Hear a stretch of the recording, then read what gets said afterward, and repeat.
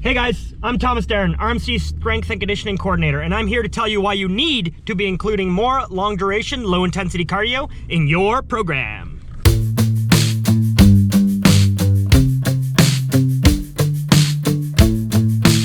If you love smashing weights at the gym or always pushing yourself to redline using your HIIT programs, you probably don't want to hear this, but you definitely need to hear it.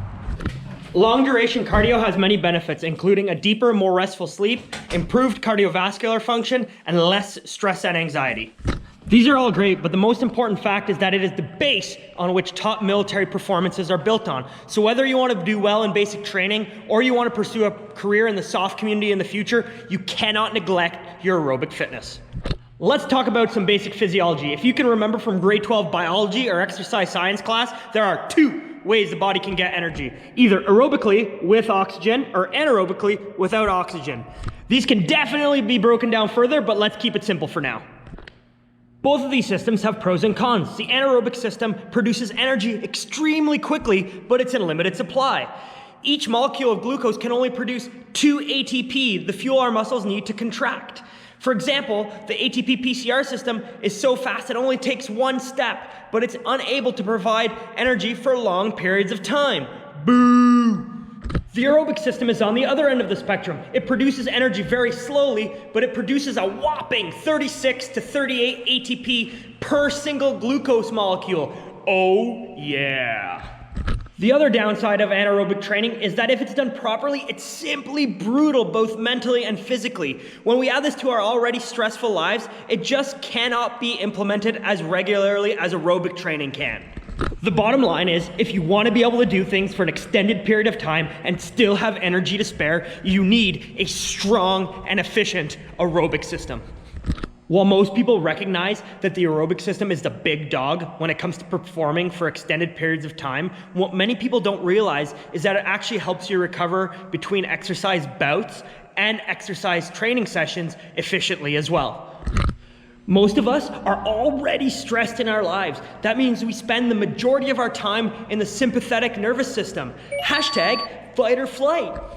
While hard training will definitely require you to be sympathetic at times, we don't want to spend the whole day in that nervous system. Having a more developed aerobic system will help you switch nervous systems into the parasympathetic state more often. What this means for you is better recovery, better sleep, and a more relaxed mood. Who doesn't want that?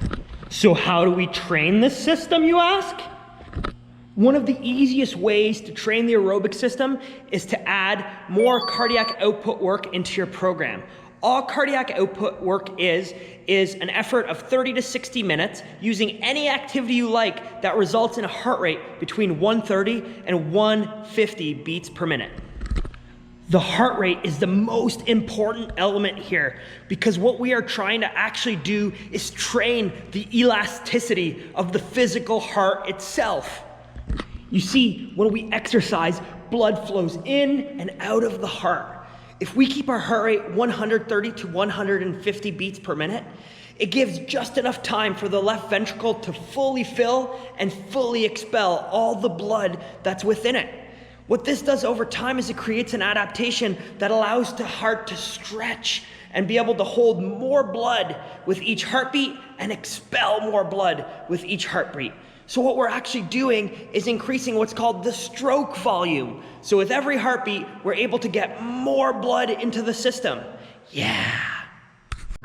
Why is this important, you ask? Well, the higher your stroke volume, the less your heart has to beat in order to supply the same amount of oxygen to the working muscles. Not only does this decrease your resting heart rate, which is awesome, but it also requires a lower heart rate in order to accomplish the same amount of work you may have previously been able to get away with. This is super important for you as young leaders because with a lower heart rate and a higher work output, you are going to be able to make much better, calmer, clearer decisions even when the task gets difficult. So what happens if you're one of those people that just wants to push harder and you want to go faster than 150 beats per minute?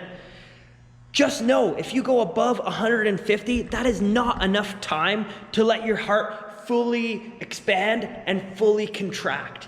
Yes, you are gonna be doing some adaptations in terms of thickening your heart walls so that your heart's actually going to be stronger, but it does not improve stroke volume. So you need to keep that heart rate 130 to 150 in order to improve stroke volume, and stroke volume is the key to everything we're talking about today. So how do we include cardiac output training into our already established training program? Believe it or not, that's actually really simple. Because cardiac output work puts such a low strain on our nervous system, and because it's so parasympathetic, you can just add it anywhere you can. What I recommend is 2 to 3 times a week for 30 to 60 minutes at that 130 to 150 heart rate will be just enough to really start improving your aerobic fitness. But it's not gonna affect the rest of your program, so just throw it in wherever you can. You can really use any exercise you want to accomplish this. The heart is actually a pretty dumb muscle. It doesn't understand what you're doing, it only understands heart rates. So whether you like biking, running, rucking, rowing, skipping, whatever you like, what's important is to stay in that heart rate range. The only caveat I'm going to add to that is that if you're working towards a specific goal, like a 5K run or improving your PPT score in the 1.5 miles, you really need to do some work using that specific modality. If you need to improve your running, you need to work on the skill of running. So it has to be part of your training plan. If you're just trying to be healthy, it doesn't matter what activity you use. It's just that heart rate that's important once again. The last thing I want to cover is the elephant in the room. I know some people are gonna say, well, isn't slow, steady state cardio terrible for fat loss? Or I heard HIIT training is the most efficient way to burn as many calories as possible. And my answer to those questions is, this is a different scenario and those are different outcomes.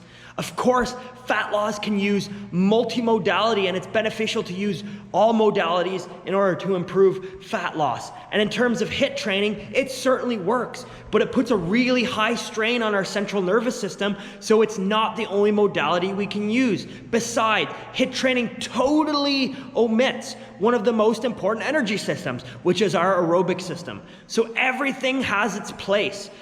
But for now, we gotta really focus on the base of the pyramid. The key to all of this is that if you wanna improve tactical performance, you wanna improve recovery, you wanna improve your sleep, and you wanna feel less stressed, you need to be working on improving your aerobic fitness. Please, please, please don't neglect the system. So with that, guys, I'm going to leave you. Happy training, and until next time, see ya.